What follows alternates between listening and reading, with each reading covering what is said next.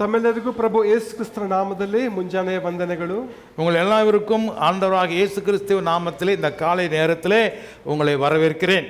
ಇವತ್ತು ವಿಶೇಷವಾಗಿ ತಂದೆಗಳ ಒಂದು ದಿನಾಚರಣೆ. இன்றைய நாள் ಅಪ್ಪಮಾರುடைய ದಿನமாக இருக்கிறது. ನಮ್ಮನ್ನು ಸೃಷ್ಟಿ ಮಾಡಿದಂಥ ದೇವರನ್ನು ನಾವು ಅಪ್ಪ ತಂದೆ ಎಂಬುದು ಕರೆಯುವಂತ ಒಂದು ಶ್ರೇಷ್ಠ ಭಾಗ್ಯವನ್ನು ಯೇಸು ಕ್ರಿಸ್ತ ನಮಗೆ ಕೊಟ್ಟಿದ್ದಾನೆ.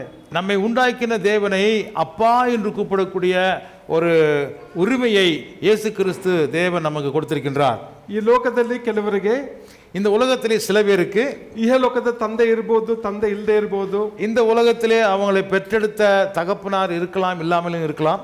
ಕೆಲವೊಮ್ಮೆ ನಮಗೆ ತಂದೆ ಮಾದರಿಯಾಗಿರ್ಬೋದು, ಇಲ್ಲದೆ ಇರಬಹುದು. சில பேருக்கு அப்பா அம்மாருங்க மாதிரியாக இருக்கலாம், இல்லாமலும் இருக்கலாம். ಆದ್ರೆ ನಾವು ದೇವರ ಸನ್ನಿಧಾನಕ್ಕೆ ಬಂದಾಗ, ஆனால் தேவனுடைய பிரசன்னத்துக்கு நாம் வரும் பொழுது ನಾವು ದೇವರನ್ನು ಅಪ್ಪ ಎಂಬುದಾಗಿ ನಾವು ಕರೆಯಬಹುದು. ஆனால் நம்ம தேவனை அப்பா என்று நாம் சொல்லலாம். ಹಲ್ಲೆಲೂಯಾ, ஹல்லேலூயா. ನಾವು ಓದಿದಂತ ಒಂದು ವೇದ ಭಾಗಕ್ಕೆ ನಾವು ಬರೋಣ. நாம் வாசித்த வேத பகுதிக்கு வருவோம். ಸಾಮಾನ್ಯವಾಗಿ ನಾವು ಪ್ರತಿ ವಾರ, ಪ್ರತಿ ತಿಂಗಳು, ஒவ்வொரு வாரமும் நாம் ஒவ்வொரு மாதமும் நாம் கர்த்தருடைய சன்னிதானத்திற்கு வரும்போது ಸತ್ಯವೇದ ಅಧ್ಯಯನಕ್ಕೆ, சத்திய வேதத்தை நாம் படிப்பதற்கு, ಉಪವಾಸ ಪ್ರಾರ್ಥನೆಗೆ, உபவாசத்திற்கு, ಕುಟುಂಬ ಪ್ರಾರ್ಥನೆಗೆ, குடும்ப ஜெபத்திற்கு, ಮತ್ತೆ ವರ್ಷಕ್ಕೆ ಕೆಲವು ಉಜ್ಜೀವನ ಕೂಟಗಳಿಗೆ, ஒவ்வொரு வருஷத்திலும் எழுப்புதல் கூட்டங்களுக்கு, ಕೆಲವು ಕಾನ್ಫರೆನ್ಸ್ಗೆ, சில மாநாடுகளுக்கு, ಇದು ನಾನಾ ವಿಧವಾದ ಕೂಟಗಳಲ್ಲಿ ನಾವು ಭಾಗಿಯಾಗ್ತೇವೆ. இப்படி பலவிதமான கூட்டங்களுக்காக நாம் ஒன்று சேருகிறோம். ಎಲ್ಲಾ ಸ್ಥಳಗಳಲ್ಲಿ ಒಂದು ವಾಕ್ಯವನ್ನು ಉಪಯೋಗಿಸ್ತಾರೆ. எல்லா இடங்களிலும் நாம் வேத வசனத்தை உபயோகிக்கிறோம். ಹೋಗುವ ಎಲ್ಲಾ ಜಾಗದಲ್ಲಿ ಬೈಬಲ್ ನಾವು ತಕೊಂಡು ಹೋಗ್ತೇವೆ. நாம் போகிற இடங்களில் எல்லாம் வேத புஸ்தகத்தை எடுத்துக்கொண்டு செல்லுகிறோம். ಈ ಬೈಬಲ್ ಇಂದ ಪ್ರಸಂಗ ಮಾಡ್ತಾರೆ, இந்த வேத புஸ்தகத்திலிருந்து நாம் பிரசங்கம் செய்கிறோம், ಬೋಧನೆ ಮಾಡ್ತಾರೆ, போதனை செய்கிறோம், ನಾವು ಧ್ಯಾನ ಮಾಡ್ತೀವಿ, நாம் வேதத்தை தியானிக்கிறோம், ಓದ್ತೇವೆ, வாசிக்கிறோம். ಸೊ ಈ ಒಂದು ವಾಕ್ಯವು ಬಹಳ ಒಂದು ಶ್ರೇಷ್ಠವಾದದೆಂಬುದಾಗಿ ನಾವು ಪರಿಗಣಿಸ್ತೇವೆ. இந்த வசனங்கள் மிகவும் விசேஷமானது என்பதை நாம் புரிந்து கொள்கிறோம். ಆದ್ರೆ ನಾವು ಕೇಳಿದಂತ ಒಂದು ವಾಕ್ಯಗಳಿಗೆ, ஆனால் கேட்டுக்கொண்டிருக்கிற வசனங்களுக்கு ಹೇಗೆ ಪ್ರತಿಕ್ರಿಯೆ ಮಾಡ್ತೇವೆ ಅನ್ನೋದು ಬಹಳ ಮುಖ್ಯ. அந்த கேட்ட வசனங்களுக்கு எப்படி நாம் பிரதியுத்தரம் செய்கிறோம் என்பது மிக முக்கியமான விஷயம். ಇಲ್ಲಿ ಓದಂತ ಒಂದು ವೇದ ಭಾಗದಲ್ಲಿ நாம் வாசித்த அந்த வேத பகுதியிலே ಬಿತ್ತುವವನಿದ್ದಾನೆ, விதைக்கிறவன் இருக்கின்றான், ಬೀಜ ಇದೆ, விதை இருக்கிறது, ಮತ್ತೆ ನೆಲ ಇದೆ.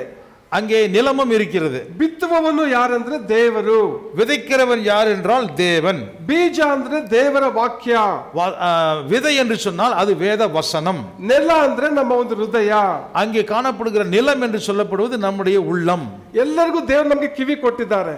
இதெல்லாம் ಕಿವಿ, ದೇವರು ನಮಗೆ ಕಿವಿ ಕೊಟ್ಟಿದ್ದಾರೆ. எல்லாருக்கும் தேவன் காதுகளை கொடுத்திருக்கிறார். ಈ ಕಿವಿಯಿಂದನೇ ನಾವು ದೇವರ ವಾಕ್ಯ ನಾವು ಕೇಳಿಸಿಕೊಳ್ತೇವೆ. இந்த காதுகள் மூலமாகவே நாம் தேவனுடைய வசனத்தை கேட்டுக்கொள்கிறோம். ಆದ್ರೆ ಈ ಲೋಕದ ಒಂದು ಜನರನ್ನು, ஆனால் இந்த உலகத்தின் ஜனங்கள் 4 ಭಾಗವಾಗಿ ನಾವು ಮಾಡಬಹುದು. 4 விதமாக நம்ம பிரிக்கலாம். ಮೊದಲನೇದಾಗಿ ನಾವು ನೋಡುವಾಗ, முதலாவதாக நம்ம பார்க்கும்போது ಈ ಒಂದು ವಾಕ್ಯವು ದಾರಿಯ ಒಂದು ಮಗ್ಗುಲಲ್ಲಿ ಬಿತ್ತು. இது இந்த ವಚನமானது ஒரு நடைபாதையிலே விழுகிறது. ಅಂದ್ರೆ ದೇವರ ವಾಕ್ಯವನ್ನ ಕೇಳಿಸ್ಕೊಳ್ತೀವಿ, அதாவது தேவனுடைய வசனத்தை கேட்டுக்கொள்கிறோம். ಆದ್ರೆ ಒಂದು ವಾಕ್ಯವನ್ನು ನಾವು ತಿಳಿದುಕೊಳ್ಳದೆ ಹೋದರೆ, ஆனால் அந்த வசனத்தின் அர்த்தத்தை நாம் புரிந்து கொள்ளாமலே போனால், ಅದರ ನಾವು ಅರ್ಥ ಮಾಡಿಕೊಳ್ಳದೆ ಹೋದರೆ, அதை நாம் புரிந்து கொள்ளாமலே போனால், ನಮ್ಮ ಹಿಂದೆ ಒಬ್ಬ ಸೈತಾನ ಇದ್ದಾನೆ, நமக்கு பின்னாடி ஒரு பிசாசு இருக்கிறான். ನಾವು ಕೇಳಿದ ಒಂದು ಕೆಲವು ಕ್ಷಣಗಳಲ್ಲಿಯೇ, நாம கேட்ட ஒரு சில நிமிஷத்திலேயே ಸೈತಾನ ಬಂದು ವಾಕ್ಯವನ್ನ ತೆಗೆದು ಬಿಡ್ತಾನಂತೆ. சாத்தான் வந்து அந்த விதைக்கப்பட்ட வசனத்தை எடுத்து செல்லுகிறான். ನನಗಿದು ಬಹಳ ಒಂದು ಆಶ್ಚರ್ಯ ಆಯಿತು. இது எனக்கு மிகவும் ஆச்சரியமாக இருந்தது. ಹೇಗೆ ಸೈತಾನನು ಬಂದು ವಾಕ್ಯವನ್ನು ನಮ್ಮಿಂದ ತೆಗೆದು ಬಿಡ್ತಾನೆ? அது எப்படி பிசாசு வந்து விதைக்கப்பட்ட வசனத்தை எடுத்து போகிறான்? ಈ ವಾಕ್ಯ ಸೈತಾನನ ವಾಕ್ಯ ಅಲ್ಲ, இந்த ವಾಕ್ಯವು ಸೈತಾನನ ವಾಕ್ಯ ಅಲ್ಲ, இது சாத்தான் கொடுத்த வசனம் அல்லவல்ல, ಇದು ದೇವರ ವಾಕ್ಯ, இது தேவன் கொடுத்த வசனமாயிற்று. ಜೀವ ಸ್ವರೂಪನಾದಂತ ದೇವರ ಒಂದು ವಾಕ್ಯ, ஜீவனுள்ள தேவனுடைய வசனமாக இருக்கிறதே. ಯಾಕೆ ಸೈತಾನ ಬಂದು ವಾಕ್ಯ ತೆಗೆದು ಬಿಡ್ತಾನೆ? அது எப்படி சாத்தான் வந்து இந்த வசனத்தை எடுத்து போக முடிகிறது? ಏಕೆಂದ್ರೆ ನಾನು ಲೂಕನ ಸುವಾರ್ತೆಯಲ್ಲಿ ನಾವು ಓದುವಾಗ, இந்த வசனத்தை நாம் லூக்காவின் சுவிசேஷத்தின் வழியாக படித்தால், 8ನೇ ಅಧ್ಯಾಯ 12ನೇ ವಚನ ಓದಿಕೊಳ್ಳೋಣ. ಲೂಕ 8:12. லூக்கா 8ஆம் அதிகாரம் 5வது வசனம். ಕೆಲವರು ವಾಕ್ಯವನ್ನು ಕೇಳಿದ ಕೂಡಲೇ 8வது அதிகாரம் 12வது வசனம். Those along the path are the ones who hear, and then the devil comes and takes away the word from their hearts, so that they may not believe and be saved. Okay, ಸೈತಾನನು ಬಂದು ಅವರು ನಂಬಿ ರಕ್ಷಣೆ ಹೊಂದದ ಹಾಗೆ ಅಂತ ನಾವು ನೋಡ್ತೀವಿ. என்ன வாசிக்கிறோம்? அவர்கள் விசுவாசித்து ரட்சிக்க கூடாதபடிக்கு பிசாசானவன் வந்து வசனத்தை எடுத்து போகிறான். ನಾವು ವಾಕ್ಯ ಕೇಳಿಸಿಕೊಳ್ಳುವಾಗ, நான் வசனத்தை கேட்டுக்கொள்ளும் போது, ವಾಕ್ಯ ಓದುವಾಗ, வசனத்தை வாசிக்கும் போது ನಮ್ಮಲ್ಲಿ ನಂಬಿಕೆಯನ್ನು ಉಂಟು ಮಾಡುತ್ತದೆ. அது நமக்கு விசுவாசத்தை உண்டு பண்ணுகிறது. ಆ ನಂಬಿಕೆ ಅವರನ್ನು ರಕ್ಷಣೆಗೆ ತರುತ್ತದೆ. அந்த நம்பிக்கை, அந்த விசுவாசம் நமக்கு ரட்சிப்பை தருகிறது. ಸೈತಾನನಿಗೆ ಏನಂದ್ರೆ, பிசாசுக்கு என்னன்னு சொன்னா, ಸಾವಿರಾರು ಪ್ರಸಂಗ ಕೇಳಿ, எத்தனை ஆயிரக்கணக்கான பிரசங்கத்தை வேணா கேட்டுக்கோ, ಆದ್ರೆ ನೀವು ಅದನ್ನ ನಂಬಬೇಡ್ರಿ, ஆனா அதை நீ நம்பிடாத, ನಂಬಿ ರಕ್ಷಣೆ ಹೊಂದಬೇಡಿ, நம்பி நீ ரட்சிக்கப்பட்ட கூடாது. ಅದಕ್ಕೆ ಸೈತಾನ ಏನ್ ಮಾಡ್ತಾನೆ, அதுக்கு தான் பிசாசு என்ன செய்கிறான், ನಾವು ವಾಕ್ಯ ಕೇಳಿ நான் வசனத்தை கேட்டு ಅದಕ್ಕೆ ನಾವು ಒಪ್ಪಿಸಿಕೊಡದೆ ಹೋದ್ರೆ, அதுக்கு நாம் நம்மை ஒப்பு கொடுக்காமல் போனால், ತಕ್ಷಣ ಬಂದು ವಾಕ್ಯ ನಮ್ಮಿಂದ ತೆಗೆದು ಬಿಡ್ತಾನೆ. உடனே வந்து அந்த சொல்லப்பட்ட வசனத்தை எடுத்து செல்கிறான். ನಾವು ಕೆಲವೇ ನಿಮಿಷಗಳಲ್ಲಿ, சில நிமிஷத்திலேயே ದೇವರು ನಮ್ಮ ಜೊತೆ ಏನ್ ಮಾತಾಡಿದ್ರು, தேவன் நம்மகிட்ட என்ன சொன்னாரு, ನಾನು ಏನ್ ಮಾಡ್ಬೇಕಂತ ದೇವರು ಹೇಳ್ತಾ ಇದ್ದಾರೆ, நான் என்ன செய்யணும்னு சொல்லி கர்த்தர் சொன்னாரு, ಎಲ್ಲವನ್ನ ಮರೆತು ಹೋಗ್ಬಿಡ್ತೀವಿ. எல்லாமே மறந்து போயிருது. ಆರಾಧನೆ ಆಗಿತ್ತು, ஆராதனை எப்படி இருந்துச்சு? ಸೂಪರ್ ಆಗಿತ್ತು. சூப்பரா இருந்துச்சு. ಹಾಡು ಹೇಗಿತ್ತು, பாட்டு எப்படி இருந்துச்சு? ತುಂಬಾ ಬ್ರಹ್ಮಾಂಡವಾಗಿತ್ತು. ரொம்ப பிரம்மாண்டமா இருந்துச்சு. ವಾಕ್ಯ ಹೇಗಿತ್ತು, வசனம் எப்படி இருந்துச்சு? ಅದು ಕೂಡ ತುಂಬಾ ಚೆನ್ನಾಗಿತ್ತು. அதுவும் ரொம்ப அருமையா இருந்துச்சு. ಆದ್ರೆ ಆ ವಾಕ್ಯದಿಂದ, ஆனால் அந்த வசனத்திலிருந்து ದೇವರು ನನಗೆ ಏನ್ ಹೇಳ್ತಾ ಇದ್ದಾರೆ, தேவன் எனக்கு என்ன சொன்னாரு ಅನ್ನೋದನ್ನ ನಾವು ಹೇಳೋದಿಲ್ಲ. அதை நம்ம சொல்றது இல்ல. ಹೇಗೆ ಒಂದು ವಾಕ್ಯ கேட்டுக்கொண்ட வசனம் ನನಗೆ ಒಂದು ಎಚ್ಚರಿಕೆ ಕೊಡ್ತಾ ಇದೆ, அது நமக்கு எச்சரிப்பு கொடுக்கிறது, ಒಂದು ಆಶೀರ್ವಾದವಾಗಿದೆ, ஒரு ஆசீர்வாதத்தை கொடுக்கிறது, ಒಂದು ನಿರೀಕ್ಷೆಯನ್ನ ಕೊಡ್ತದೆ, ஒரு நம்பிக்கையை கொடுக்குது. ಅದನ್ನ ನಾವು ಯಾವ್ದನ್ನ ಕೂಡ ನಾವು ಯೋಚನೆ ಮಾಡ್ದಿರಾ, இத பத்தி எல்லாம் எதை பத்தி நம்ம சிந்திக்கிறதே இல்ல. ನಾವು ಬಂದ ಹಾಗೆ நாம் வந்த மாதிரியே ಹಿಂತಿರುಗಿ ನಾವು ಹೋಗ್ತೇವೆ. அப்படியே திரும்பி போகிறோம். ಎಷ್ಟು ಸಾರಿ ನಾವು ಯೋಚನೆ ಮಾಡೋಣ, எத்தனை தடவை யோசித்து பாருங்க. ನಾವು ನೂರಾರು ಸಂದೇಶಗಳು ನಾವು ಕೇಳಿದ್ದೀವಿ, நூத்துக்கணக்கான பிரசங்களை கேட்டிருக்கிறோம். ಆದ್ರೆ ಎಷ್ಟು ಸಂದೇಶಗಳಿಗೆ ನಾವು ಕಿವಿಗೊಟ್ಟು ವಿಧೇಯರಾಗಿದ್ದೇವೆ, ஆனா எத்தனை வசனத்துக்கு உண்மையில கீழ்ப்படிந்திருக்கிறோம். ಅದಕ್ಕೆ ಉದಾಹರಣೆಯಾಗಿ ನಾವು ಸತ್ಯವೇದದಲ್ಲಿ, அதுக்கு உதாரணமாக வேத புஸ்தகத்தில ಯೋಹಾನ ಸುವಾರ್ತೆ 3:2, யோவான் எழுதின சுவிசேஷம் 3ஆம் அதிகாரம் 2வது வசனம். He came to Jesus at night and said, Rabbi, we know you are a teacher who has come from God, for no one could perform the miraculous signs you are doing if God were not with him. Enough, thank you. So ಇಲ್ಲಿ ನಿಕೋದೇಮನು ಯೇಸು ಕ್ರಿಸ್ತನ ಒಂದು ಉಪದೇಶವನ್ನ ಕೇಳಿದ್ದಾನೆ. இங்கே நிக்கோதேமு என்கிற ஒரு மனுஷன் இயேசுவினிடத்திலே வந்து கேட்கிறான். ಯೇಸು ಬರಬೇಕಾದ ಮೆಸ್ಸಿಯನ್ ಎಂಬುದಾಗಿ ಆತನು ಕೇಳಿಸಿಕೊಂಡಿದ್ದಾನೆ. வரப்போகிற மேசியா இவர்தான் என்று அவன் அறிந்திருக்கிறான். ಕೇಳಿದ ತಕ್ಷಣವೇ, அவன் கேட்டுக்கொண்ட உடனே ರಾತ್ರಿ ಯೇಸುವನ್ನ ಸಂಧಿಸುವುದಕ್ಕಾಗಿ ಬರ್ತಾ ಇದ್ದಾನೆ. உடனடியாக அந்த இரவிலேயே இயேசுவை சந்திக்க வந்து விட்டான். ಆಗ ಒಂದು ಯೇಸು ಸ್ವಾಮಿ ಜೊತೆ ಮಾತನಾಡಿದಾಗ, அவன் இயேசுவோடு கூட அவன் பேசும்போது ಆತನಿಗೆ ಒಂದು ಮನದಟ್ಟಾಯಿತು, ಯೇಸುವೆ ಬರಬೇಕಾದ ಮೆಸ್ಸಿಯನ್ ಎಂಬುದಾಗಿ, ಯೇಸುವೆ ಬರಬೇಕಾದ ಮೆಸ್ಸಿಯನ್ ಎಂಬುದಾಗಿ ಮನವರಿಕೆ ಆಯಿತು. அவனுக்கு வருகிறவர் வரப்போகிற மேசியா இயேசுதானா என்பதை அவன் உறுதி செய்து கொள்வதற்காக வருகிறான். ನೋಡಿ, ನಿಕೋದೇಮನ ಹಾಗೆ ಸಭಾ ಮಂದಿರದಲ್ಲಿ ಬಹಳ ಮಂದಿ ಹಿರಿಯರಿದ್ರು. அதாவது நிக்கோதேமு பலவிதமான நியாயசாஸ்திரிகளுக்கு மத்தியிலே ஒரு பெரிய அதிகாரியாக இருக்கிறான்.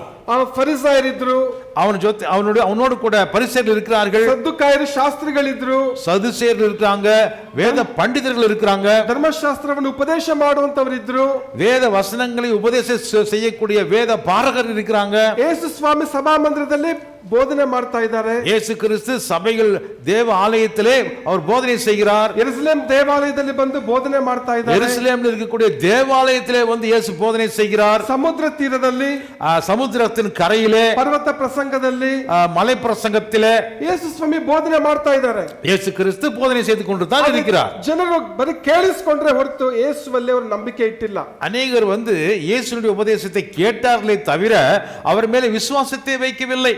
ಆದ್ರೆ ನಿಕೋದೇಮನ ಏನ್ ಮಾಡ್ದ? அதனால நிக்கோதேமு என்ன செய்தான்? ತಕ್ಷಣವೇ ಯೇಸುವಿನ ಬಳಿಗೆ ಬಂದ.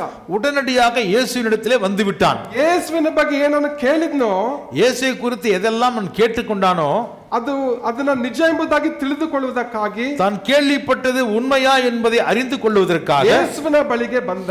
இயேசுவினிடத்திலே வந்து விட்டான். ಯೋಚನೆ ಮಾಡಿ, ನಿಕೋದೇಮ ಒಂದ್ ವೇಳೆ ಬಂದಿಲ್ಲ ಅಂತಿದ್ರೆ, யோசித்து பாருங்க, ஒருவேளை நிக்கோதேமு இயேசுவினிடத்திலே வராதிருந்தால், ಆತನು ಇನ್ನೂ ಮೆಸ್ಸಿಯನಿಗಾಗಿ ಕಾಯಬೇಕಾಗಿತ್ತು.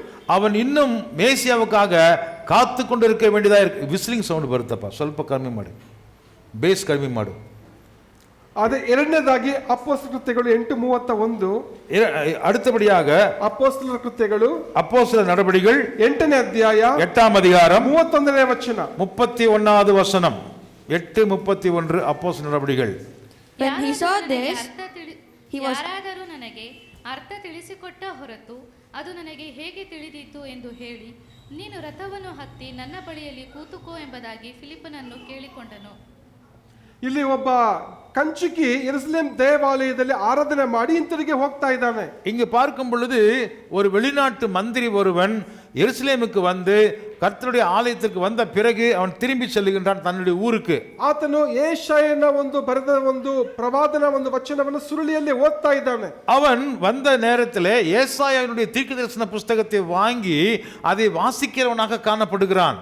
ಆ ಸುರುಳಿಯನ್ನ ಓದ್ತಾ ಇದ್ದಾನೆ ಬಟ್ ಅವನಿಗೆ ಅರ್ಥ ಆಗ್ತಾ ಇಲ್ಲ. அதை எடுத்து வாசித்து பார்க்கிறான், ஆனால் ஒன்றும் அவனுக்கு புரியவில்லை. ಸೊ ದೇವರ ಆತ್ಮನು ಫಿಲಿಪ್ಪನಿಗೆ ಹೇಳ್ತಾರೆ, ನೀನು ಆ ಒಂದು ಮರುಭೂಮಿಯ ಕಡೆಗೆ ನೀನು ಹೋಗಬೇಕು. பரிசுத்த ஆவியானவர் உடனடியாக பிலிப்பி என்கிற ஒரு சுவிசேஷகனுக்கு சொல்லுகிறார், நீ ஓடி போய் அவனோடு கூட சேர்ந்து கொள். ಅಪೊಸ್ತಲನಾದ ಫಿಲಿಪ್ಪನು ಹೇಳ್ತಾನೆ, ಕಂಚುಕಿ ನೀನು ಓದುವುದು ನಿನಗೆ ಅರ್ಥ ಆಗುತ್ತಾ? அப்போஸ்தலனாகிய பிலிப்பு அந்த கந்தே நட்டு மந்திரியை பார்க்கும்போது சொல்கிறான், ஐயா நீங்கள் வாசிக்கிறது வேதம் உங்களுக்கு புரிகிறதா? ವಾಕ್ಯವನ್ನು ನನಗೆ ತಿಳಿಸಿಕೊಡದ ಹೊರತು ನನಗೆ ಹೇಗೆ ಅರ್ಥ ಆಗುತ್ತೆ ಎಂಬುದಾಗಿ ಆತನು ಹೇಳ್ತಾನೆ. அவர் என்ன சொன்னான்னா, ஒருவன் எனக்கு தெரிவிக்காவிட்டால் அது எப்படி எனக்கு தெரியும்? ನೋಡಿ, ಅಲ್ಲಿ ಫಿಲಿಪ್ಪನು ಬಂದು ಆ ವಾಕ್ಯದ ರಹಸ್ಯವನ್ನ ತಿಳಿಸ್ತಾನೆ. அப்பொழுது பிலிப்பு என்பவன் வந்து அந்த வசனத்தில் இருக்கக்கூடிய சத்தியங்களை ரகசியங்களை அவனுக்கு எடுத்து சொல்லுகிறான். ಆ ಪ್ರವಾದನ ಪುಸ್ತಕದಲ್ಲಿ ಬರೆದಂತ ಒಂದು ವಚನವನ್ನು, அந்த தீர்க்கதரிசன புஸ்தகத்தில் எழுதப்பட்ட வசனங்களை ಕಂಚುಕಿ ನಂಬಿ, அந்த மந்திரி நம்பி ದೀಕ್ಷಾ ಸ್ನಾನ ಹೊಂದಿದನು. அவன் இயேசுவை ஏற்றுக்கொண்டு ஞானஸ்நானம் பெற்றுக்கொண்டான். ಒಂದ್ ವೇಳೆ ಫಿಲಿಪ್ಪನಲ್ಲಿ ಬಂದಿಲ್ಲ ಅಂತಿದ್ರೆ, ஒருவேளை அங்கே பிலிப்பு வராது இருந்திருந்தால் ಕಂಚುಕಿ ಸುಮ್ಮನೆ ಓದ್ಕೊಂಡು ಹೋಗ್ಬಿಡ್ತಾ ಇದ್ದ ಮನೆಗೆ. அந்த மந்திரி என்ன செய்வான்? அதை சுಮ್ಮனே வாசித்து கொண்டே போயிருப்பான். ನಂಬಿಕೆ ಇಲ್ಲ, ರಕ್ಷಣೆ ಇಲ್ಲ, அவனுக்கு நம்பிக்கையும் வந்திருக்காது, ரட்சிப்பும் வந்திருக்காது. ಮತ್ತೆ ಇನ್ನೊಮ್ಮೆ ಯೆರೂಸಲೇಮಿಗೆ ಮತ್ತೆ ಬರ್ತಾನೆ, ಮತ್ತೆ ಪ್ರತಿ ವರ್ಷ ಬರ್ತಾನೆ. மறுபடியும் ஒவ்வொரு வருஷமும் எருசலேமுக்கு வந்துட்டு சுத்தி பார்த்துட்டு போயிருவான். ಸೊ ಬರೋದು ಹೋಗೋದು இப்படியே வர்றது போறதாவே இருந்திருப்பான். ಕೆಲವೊಮ್ಮೆ ನಾವು ಕೂಡ ಸಭೆಗೆ ಹೋಗೋದು. இதே மாதிரிதான் அநேகர் சபைக்கு வர்றாங்க போறாங்க. ಆದ್ರೆ ನಮ್ಮಲ್ಲಿ ಎಂತ ನಾವು ಓದುವಂತ ಒಂದು ವಾಕ್ಯ ನಮ್ಗೆ ಅರ್ಥ ಆಗಿದೆಯಾ? யாருக்காவது நம்ம படிக்கிறது வேத வசனத்தினுடைய அர்த்தம் உங்களுக்கு புரிகிறதா? ಅರ್ಥಪಡಿಸುವುದಕ್ಕಾಗಿ ದೇವರು ಸಭೆಯನ್ನು ದೇವರು ಇಟ್ಟಿದ್ದಾನೆ. இதெல்லாம் உங்களுக்கு புரிய வைப்பதற்காகத்தான் தேவன் ஒரு சபையை உங்களுக்கு கொடுத்திருக்கிறார். ಎಲ್ಲ ನಮ್ಮ ಸಭೆ ಹೆಸರು ಹೇಳೋಣ, ಎಲ್ಲ ಜೋರಾಗಿ எல்லாரும் சொல்லுங்க, நம்ம சபையுடைய பேர் தெரியுமா? Mysore Biblical Baptist Church. praise the Lord, hallelujah. Biblical ಅಂದ್ರೆ ಏನು? ಬಿಬ್ಲಿಕಲ್ ಬ್ಯಾಪ್ಟಿಸ್ಟ್ ಚರ್ಚ್ இது என்ன மாதிரி சபைனா, இது வேதாகமத்தின் அடிப்படையில் இருக்கக்கூடிய ஒரு பாப்டிஸ்ட் சபை. ಸೊ ನಾವು ಕೇವಲ ಒಂದು ಸಭೆಯಾಗಿ ಸೇರಿ ಹಲೋ ಪ್ರೈಸ್ ಲಾರ್ಡ್ ಅಂತ ಹೇಳಿ ಹೋಗುವಂತವರಲ್ಲ. நாம் எல்லாரும் வந்து ஒன்னா சேர்ந்துட்டு ಕೈ கொடுத்துட்டு ಪ್ರೈಸ್ ಲಾರ್ಡ್ சொல்லிட்டு போறதல்ல. ಈ ಒಂದು ವಾಕ್ಯವನ್ನು ಅನುಸರಿಸುವಂತ ಒಂದು ಸಭೆ. இந்த வசனங்களை நாம் அனுசரிக்கக்கூடிய ஒரு சபையாக இருக்கிறோம். ಹಾಗಾದ್ರೆ ನಾವು ಈ ವಾಕ್ಯವನ್ನು ನಾವು ಓದುವಾಗ, அதாவது இந்த வசனத்தை நாம் படிக்கும்போது ಅರ್ಥ ಮಾಡಿಕೊಳ್ಳುವುದಕ್ಕಾಗಿ, அந்த அர்த்தங்களை புரிந்து கொள்வதற்காக ಪವಿತ್ರಾತ್ಮನ ಸಹಾಯವನ್ನು ನಾವು ಕೇಳಿಕೊಳ್ಳಬೇಕು. பரிசுத்த ஆவியானவருடைய உதவியை நாம் பெற்றுக்கொள்ள வேண்டும். ಸಭಾಪಾಲಕರ ಒಂದು ಸಹಾಯ ನಾವು ಪಡ್ಕೊಳ್ಬೇಕು. தேவ போதகருடைய உதவியை நாம் பெற்றுக்கொள்ள வேண்டும். ನಾವು ಯಾವತ್ತಾದ್ರೂ ನಮಗೆ ಅರ್ಥ ಆಗದೆ ಹೋದ್ರೆ, ஏதாவது நமக்கு புரியாமல் இருந்தால் ಅದನ್ನ ಮಾರ್ಕ್ ಮಾಡಿಬಿಟ್ಟು அதை நாம் ஒரு அடையாளத்தை போட்டுவிட்டு ವಾಟ್ಸ್ಆಪ್ ಅಲ್ಲಿ ಏನಾದ್ರೂ ಒಂದು ಮೆಸೇಜ್ ಫಾರ್ವರ್ಡ್ ಮಾಡಿ, வாட்ஸ்அப்லயாவது நீங்க அதை பாஸ்டருக்கு அதை ஃபார்வர்ட் பண்ணி, ಅಥವಾ ಫೋನ್ ಕಾಲ್ ಮಾಡಿ, அல்லது ஒரு ஃபோன் கால் போட்டு, ನನಗೆ ಯಾಕೋ ಪಾಸ್ಟರ್ ಈ ಒಂದು ವಾಕ್ಯ ಅರ್ಥ ಆಗಿಲ್ಲ, ஏன் எனக்கு இந்த வசனம் புரியல, ಸ್ವಲ್ಪ ಈ ವಾಕ್ಯದ ವಿವರಣೆ ಸ್ವಲ್ಪ ಹೇಳ್ತೀರಾ, இந்த வசனத்தினுடைய அர்த்தம் எனக்கு புரியும்படி சொல்லி கொடுக்குறீங்களா ಅಂತ ಹೆಸರಿ ನಾವು ಕೇಳಿದೀವಿ. இப்படி நாம சில நேரத்தில் கேட்கிறோம். எத்தனை பேர் கேட்டிருக்கீங்க? ಓಕೆ, ನೋಡಿ, ಬೈಬಲ್ ಕಾಲೇಜಲ್ಲಿ பைபிள் காலேஜ்ல வேதாகம கல்லூரியில ಒಂದು ಸಬ್ಜೆಕ್ಟ್ ಅರ್ಥ ಆಗಿಲ್ಲ ಅಂದ್ರೆ, ஒரு சப்ஜெக்ட் புரியாம போச்சுன்னா ಟೀಚರ್ ಹತ್ರ ಹೋಗ್ತೀವಿ. நாங்க யார்கிட்ட போறோம்? வாத்தியார்கிட்ட போவோம். ಹೋಗಿಲ್ಲ ಅಂದ್ರೆ போகலன்னு சொன்னா ಅಸೈನ್ಮೆಂಟ್ ಸರಿಯಾಗಿ ಬರೀಲಿಕ್ಕೆ ಆಗಲ್ಲ, எங்களுக்கு கொடுத்திருக்கிற அந்த வீட்டு பாடத்தை செய்ய முடியாது, ಎಕ್ಸಾಮ್ ಸರಿಯಾಗಿ ಬರೀಲಿಕ್ಕೆ ಆಗೋದಿಲ್ಲ, எங்களுக்கு பரீட்சை ஒழுங்கா எழுத முடியாது. ಹಾಗೆ ನಾವು ವಾಕ್ಯವನ್ನು ಅರ್ಥ ಮಾಡ್ಕೊಂಡಿಲ್ಲ ಅಂತ ಹೇಳಿದ್ರೆ இப்படியாக நம்ம வேதத்தை புரிந்து கொள்ளாமல் இருந்தால் ಸೈತಾನ ಹಿಂದೆನೇ ಇರ್ತಾನೆ. பிசாசு பின்னாடியே நிக்கிறான். ಇವ್ರಿಗೆ ಅರ್ಥ ಆಗದೆ ಇರೋದು ತುಂಬಾ ಒಳ್ಳೇದಾಯ್ತು நல்லதா போச்சு, புரியலையா, ரொம்ப நல்லது ಅಂತೇಳಿ ಸೈತಾನ ಏನ್ ಮಾಡ್ತಾನೆ, ಕೇಳಿದ ಎಲ್ಲ ವಾಕ್ಯವನ್ನ ತಕೊಂಡ್ಬಿಡ್ತಾನೆ. பிசாசு என்ன தெரியுமா செய்யறான்? எதெல்லாம் உனக்கு புரியலன்னு சொல்லி விட்டு வச்சிடுறியோ அந்த வசனத்தை எடுத்துட்டு போயிடுறான். ಒಂದು ಗಮನಿಸ್ರಿ, நல்லா கவனிங்க. ಸೈತಾನನಿಗೆ ಈ ಒಂದು ವಾಕ್ಯದ ಬೆಲೆ ಗೊತ್ತು. பிசாசுக்கு தெரியுமா இந்த வசனத்தினுடைய மதிப்பு என்னன்னு சொல்லி. ನಮ್ಮ ಒಂದು ಶರೀರದ ಯಾವ ಭಾಗ ಕೂಡ ಸೈತಾನನಿಗೆ ಬೇಡ. நம்ம ಶರೀರದ ಯಾವ ಭಾಗ ಕೂಡ ಸೈತಾನನಿಗೆ ಬೇಡ. நம்ம உடம்புல இருக்கக்கூடிய எந்த பகுதியும் பிசாசுக்கு தேவையே இல்ல. ಕಣ್ಣು ಮೂಗು ಬಾಯಿ ಏನು ಬೇಕಾಗಿಲ್ಲ ಆತನಿಗೆ. கண்ணு தேவையில்ல, மூக்கு தேவையில்ல, காது தேவையில்ல, வாய் தேவையில்ல. ನಾವು ಕೇಳಿದಂತ ವಾಕ್ಯ ಆತನಿಗೆ ಬೇಕು. ஆனா நம்ம எந்த வசனத்தை கேள்விப்பட்டோமோ அந்த வசனம் அவனுக்கு ரொம்ப முக்கியம். ಯಾಕಂದ್ರೆ ವಾಕ್ಯದಲ್ಲಿ ಜೀವ ಇದೆ. ஏனென்றால் அந்த வசனத்துல உயிர் இருக்கிறது. ಆ ವಾಕ್ಯ ನಮ್ಮನ್ನು ರಕ್ಷಣೆಗೆ ನಡೆಸುತ್ತದೆ. அந்த வசனம் நம்மை ரட்சிப்புக்கு நேராக நடத்துகிறது. ವಾಕ್ಯ ನಮಗೆ ಆತ್ಮಿಕ ಮನ್ನಾಗಿದೆ. இது நம்முடைய ஆவிக்குரிய வாழ்க்கைக்கு உணவாக இருக்கிறது. ಈ ಮನ್ನ ನಾವು ತಿನ್ನಬಾರದು ಅಂತ ಹೇಳಿ இந்த உணவை நாம சாப்பிட கூடாது என்று சொல்லி ಸೈತಾನ ನಮ್ಮ ಹಿಂದೆ ಇರ್ತಾನೆ. பிசாசு நமக்கு பின்னாடியே நிக்கிறான். ಸೈತಾನ್ ನಮ್ಮ ಕಣ್ಣಿಗೆ ಕಾಣಿಸೋದಿಲ್ಲ. பிசாசு நம்ம கண்ணு காணாது. ಆದ್ರೆ ಸೈತಾನ ಬಾಗ್ಲತ್ರನೇ ಇರ್ತಾನೆ. ஆனா அவன் ಬಾಗ್ಲತ್ರನೇ ಇರ್ತಾನೆ. வாசல்ட்டே நிக்கிறான். அங்க ಕೇಳ್ತಾ ಇದ್ದೀರಾ? ಕೇಳಿ ಕೇಳಿ. ಕೇಳ್ತಾ ಇದ್ದೀರಾ? ಕೇಳಿ ಕೇಳಿ. கேக்குறீங்களா? நல்லா கேளு. ನಾವು ಒಂದು ವೇಳೆ ಅದನ್ನ ನಾವು ಒಂದು ರೀತಿ ಬೇಜವಾಬ್ದಾರಿಯಿಂದ ನಾವು ಪಕ್ಕಕ್ಕೆ ವಾಕ್ಯನ ಪಕ್ಕಕ್ಕೆ ಇಟ್ರೆ, ಬೇಜಾರಾ? ಬೇಜವಾಬ್ದಾರಿ ಮೀನ್ಸ್ irresponsible. நாம பொறுப்பு இல்லாம வசனத்தை நாம கேளாமையும் இருந்து விட்டால் ಆಗ ನಾವು ಅರ್ಥ ಮಾಡ್ಕೊಳ್ಬೇಕು, நாம் அதை புரிந்து கொள்ள வேண்டும். ಸೈತಾನ ಬಂದು ವಾಕ್ಯವನ್ನ ತೆಗೆದುಬಿಟ್ಟಿದ್ದಾನೆ. அப்பொழுது பிசாசு வந்து அந்த சொல்லப்பட்ட வசனத்தை எடுத்துக்கொண்டு போய்விட்டான் என்று அர்த்தம். ಎರಡನೇ ಒಂದು ಭಾಗಕ್ಕೆ ನಾವು ಬರಬೇಕಾದ್ರೆ, இரண்டாவது விஷயத்துக்கு ನಾವು வரும்போது ಕೆಲವು ಬೀಜಗಳು சில விதைகள் ಮಣ್ಣಿಲ್ಲದ ಬಂಡೆಯ ನೆಲದ ಮೇಲೆ ಬಿತ್ತು. அங்கே மண் இல்லாத கற்பாறை இருக்கிற இடத்திலே வந்து விழுந்தது. ಇದರ ಒಂದು ಅರ್ಥ ಏನಂದ್ರೆ, இதனுடைய அர்த்தம் என்னன்னு சொன்னா, ವಾಕ್ಯವನ್ನು ಕೇಳಿದ ಕೂಡಲೇ, வசனத்தை கேட்ட உடனே ಕೆಲವರು ಬಹಳ ಸಂತೋಷದಿಂದ ಅದನ್ನ ಸ್ವೀಕಾರ ಮಾಡ್ತಾರೆ. சில பேர் உடனே ரொம்ப சந்தோஷப்படுறாங்க. ಓ ಬ್ರದರ್, ஓ பிரதர், ಓ ಇವತ್ತು ದೇವರ ವಾಕ್ಯ ತುಂಬಾ ಚೆನ್ನಾಗಿತ್ತು, இன்னைக்கு வசனம் ரொம்ப சூப்பரா இருந்துச்சு, ನನಗೆ ತುಂಬಾ ಇಷ್ಟ ಆಯ್ತು, ಇದು ரொம்ப எனக்கு பிடிச்சிருந்துச்சு, ಇದು ನನ್ನ ಒಂದು ಫೇವರೇಟ್ ಪ್ಯಾಸೇಜ್, இதுதான் எனக்கு ரொம்ப பிடிச்ச ஒரு பிரசங்கம். ಬೆಳಗ್ಗೆ ಕೂಡ ನನಗೆ ಅದ್ರ ಬಗ್ಗೆನೇ ನಾನು ಯೋಚನೆ ಮಾಡ್ತಾ ಇದ್ದೆ. காலங்காலத்துல எழுந்து இந்த வசனத்தை தான் நான் பத்தி யோசிச்சுக்கிட்டே இருந்தேன். ಅದನ್ನೇ ನೀವು ಹೇಳ್ಬಿಟ್ರಿ. அதையே நீ சொல்லிட்டீங்க. ಓ ಇದೆಲ್ಲ ಕರೆಕ್ಟ್ ಆಗಿ ಮ್ಯಾಚಿಂಗ್ ಆಗ್ತಾ ಇದೆ. அருமையா எல்லாம் பொருத்தமா மேட்சிங்கா சொல்லிட்டீங்க. ಆದ್ರೆ ಒಂದ್ 2-3 ದಿನ ಆದ್ಮೇಲೆ, ஆனா 2-3 நாளுக்கு அப்புறம் ಬಹಳ ದುಃಖವಾಗಿರ್ತಾರೆ. ரொம்ப துக்கப்படுறாங்க. ಯಾಕೆ ಸಿಸ್ಟರ್ ಒಂಥರ ಬೇಜಾರಾಗಿದ್ದೀರಾ? என்ன சிஸ்டர், என்ன ஆச்சு, ஏன் ரொம்ப துக்கமா இருக்கிறீங்க? ಏನ್ ಮಾಡೋದು ಬ್ರದರ್? என்ன பண்றதுங்க பிரதர்? ನಮ್ಮ ಮಗ ಹಿಂಗ್ ಮಾಡ್ಬಿಟ್ಟ, ನನ್ನ ಮಗಳು ಹಿಂಗ್ ಮಾಡ್ಬಿಟ್ರು, என் பையன் இப்படி பண்ணிவிட்டான், என் மகள் இப்படி பண்ணிட்டா. ನಮ್ಗೆ ಹಿಂದ್ಗಡೆ ಎಲ್ಲ ಬೈತಾ ಇದಾರೆ, ಯಾಕೆ ಚರ್ಚ್ಗೆ ಹೋಗ್ತಾರೆ ಅಂತ ಬೈತಾ ಇದಾರೆ ಹಿಂದ್ಗಡೆ ಎಲ್ಲ. எங்க பின்னாடி பக்கம் எங்களுக்கு முதுகு பின்னாடி திட்டுறாங்க, நீங்களாம் எதுக்கியா சர்ச்சுக்கு போறீங்க, ನೀವು ಹೋಗೋದಲ್ದೆ ಬೇರೆಯವ್ರಿಗೆಲ್ಲ ಯಾಕೆ ಹೇಳ್ತೀರ ಅಂತ ಬೈತಾ ಇದಾರೆ ಅಂಕಲ್ ನನ್ಗೆ. நீங்க போறது இல்லாம ಎಲ್ಲರನ್ನ ಕರ್ಕೊಂಡು ಹೋಗ್ತಾ ಇದ್ದೀರಾ, இந்த லட்சணத்தை இன்னொருத்தர் கூட்டிட்டு போறீங்களா? ಯಾಕೋ ನನಗೆ ಒಂಥರ ಆಗ್ತಾ ಇದೆ ಬ್ರದರ್. இதெல்லாம் கேட்கும் போது எனக்கு ஒரு மாதிரி ஆயிடுச்சு போச்சுங்க பிரதರ್. ಸೊ ಕೆಲವೊಮ್ಮೆ ಯಾಕೆ ನಮ್ಗೆ ಆ ಥರ ಒಂದು ಫೀಲಿಂಗ್ ಯಾಕೆ ನಮ್ಗೆ ಆ ಥರ ಬರುವಂಥದ್ದು ಯಾಕೆ? இந்த மாதிரி ஏன் நமக்கு சில உணர்வுகள் வருகிறது? ವಾಕ್ಯ ಕೇಳಿಸ್ಕೊಳ್ಳೋದಕ್ಕೆ ಬಹಳ ಹಿತಕರವಾಗಿರ್ತದೆ, வசனத்தை கேட்கும் போது இன்பமாகத்தான் இருக்கிறது. ಆದ್ರೆ ವಾಕ್ಯಕ್ಕೆ ವಿಧೇಯರಾದಾಗ, ஆனா அந்த வசனத்துக்கு நம்ம கீழ்ப்படியாம இருக்கும்போது ಹಿಂಸೆ ಕಷ್ಟ ಅನ್ನುವಂಥದ್ದು ಬರ್ತದೆ. அங்க நமக்கு ஹிம்சை வருது, கஷ்டங்கள் வருது, பாடுகள் வருகிறது. ಯೇಸು ಸ್ವಾಮಿ ಹೇಳಿದ್ರು, இயேசு சாமி சொன்னார், ಲೋಕದಲ್ಲಿ ನಿಮಗೆ ಸಂಕಟ ಉಂಟು, இந்த உலகத்திலே உங்களுக்கு உபத்திரவம் உண்டு, ಹೆದರಬೇಡಿರಿ, பயப்பட வேண்டாம், ನಾನು ಲೋಕವನ್ನು நான் ಜಯಿಸಿದ್ದೇನೆ. உலகத்தை ஜெயித்தேன். ಕೆಲವೊಂದು 7-8 ವರ್ಷಗಳ ಹಿಂದೆ, ஒரு 7-8 வருஷத்துக்கு முன்னாடி ನಾವು ಒಂದು ಕಲ್ಯಾಣಗಿರಿಯಲ್ಲಿ ಒಂದು ಚರ್ಚ್ಗೆ ನಾವು ಹೋಗ್ತಾ ಇದ್ವಿ. நான் கல்யாணகிரிங்கிற இடத்துல நான் ஒரு சபைக்கு போயிட்டு இருந்தேன். ಆ ಒಂದು ಕುಟುಂಬ, அங்கே நான் ஒரு குடும்பத்தை பார்த்தேன். ಕುಟುಂಬದಲ್ಲಿ ಹೆಂಡತಿ ಮಕ್ಕಳು ಯೇಸು ಸ್ವಾಮಿ ನಂಬಿದ್ದಾರೆ, அந்த குடும்பத்துல மனைவியும் பிள்ளைகளும் இயேசுவை நம்பி இருக்கிறார்கள். ಆದ್ರೆ ಯಜಮಾನರು ನಂಬಲಿಲ್ಲ. ஆனால் அந்த கணவர் நம்பவில்லை.